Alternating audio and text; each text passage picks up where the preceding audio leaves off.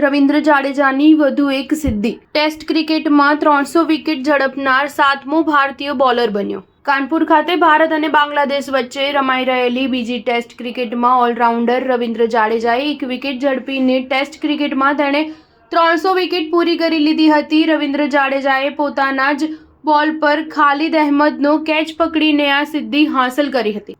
આ સાથે જ જાડેજા ભારતીય ટેસ્ટ ક્રિકેટના ઇતિહાસમાં 300 વિકેટ લેનાર પહેલો લેફ્ટ આર્મ સ્પિનર બની ગયો છે। અગાઉ ટેસ્ટ ક્રિકેટમાં સૌથી વધુ 266 વિકેટ લેનાર લેફ્ટ આર્મ સ્પિનર બિશનસિંહ બેદી હતા, પરંતુ હવે જાડેજાએ 300 વિકેટ ઝડપી નવો કીર્તિમાન સ્થાપિત કરી દીધો છે।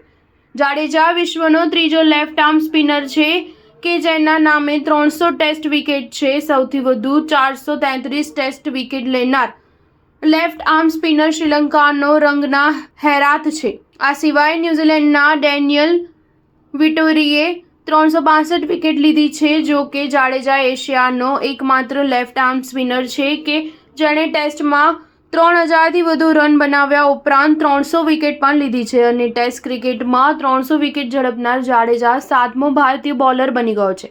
300 વિકેટ પૂરી કરનારની સાથે જ રવિન્દ્ર જાડેજાએ ઇમરાન ખાન અને કપિલ દેવ જેવા દિગ્ગજ ખેલાડીઓને પાછળ છોડી દીધા છે। જાડેજાએ 74 ટેસ્ટ રમીને 3000થી વધુ રન અને 300 વિકેટ લેવાની સિદ્ધિ મેળવી છે। ઇમરાન ખાને 75 ટેસ્ટમાં અને કપિલ દેવે 83 ટેસ્ટમાં સિદ્ધિ મેળવી હતી। જાડેજા સિવાય 72 ટેસ્ટમાં 3000થી વધુ રન બનાવવા અને 300થી વધુ વિકેટ ઝડપી લેવાની સિદ્ધિ અત્યાર સુધીમાં માત્ર ઇયાન બોથમે જ હાંસલ કરી ચૂક્યો છે। સ્ટાર ન્યૂઝ 7 હંમેશા સચ્ચાઈની સાથે।